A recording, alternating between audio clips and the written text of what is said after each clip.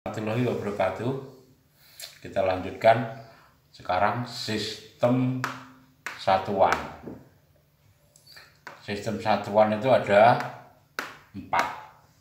Yang pertama, satuan internasional. Satuan internasional adalah ada 3 ketetapan. Yang pertama adalah tetap, tetapi tidak mengalami perubahan. Sedangkan internasional itu diakui orang seluruh dunia, mudah ditiru, itu mudah diduplikasikan. Terus yang kemudian yang kedua adalah satuan MKS. Satuan MKS itu adalah meter, kilogram, sekon. Yang pertama panjang meter, lambangnya M. Massa kilogram, satuannya lambangnya kg. Waktu detik atau sekon, lambangnya S. Jadi kalau menggunakan satuan MKS, anak-anakku semuanya, ini sangat penting sekali dalam belajar fisika. Apabila kita menggunakan satuan MKS, itu harus menggunakan meter, kilogram, sekon. Jadi kalau kondisinya masih sentimeter, ini harus diubah menjadi meter dulu. Kalau kondisi masih gram, harus dijadikan kilogram dulu.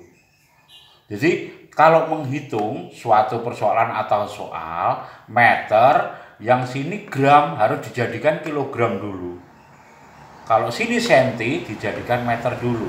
Jadi kalau menggunakan MKS itu harus pasangannya meter, kilogram, sekon. Saya lanjutkan. Sekarang yang ketiga adalah satuan CGS.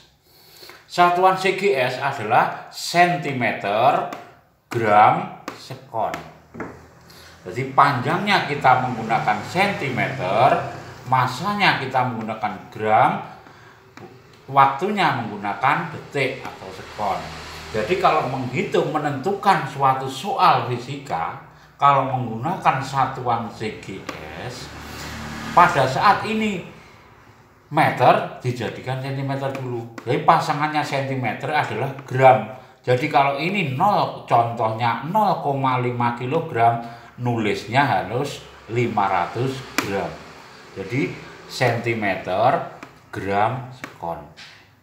Nah, ulangi lagi anak-anakku semuanya, poin 2 dan poin 3 ini sangat penting sekali untuk kelanjutan di kelas 8 dan kelas 9. Ada saatnya kita menentukan atau menyelesaikan soal. Kalau menggunakan meter harus dengan kilogram sama sekon. Kalau saat menggunakan sentimeter panjangnya kita harus menggunakan gram masanya. Kalau waktunya adalah sama. Kemudian yang terakhir adalah satuan di dunia ini ada 2, ada satuan baku dan satuan tidak baku. Satuan baku adalah satuan yang sudah diakui secara internasional. Contohnya meter, kilogram, liter, detik, dan lain-lain.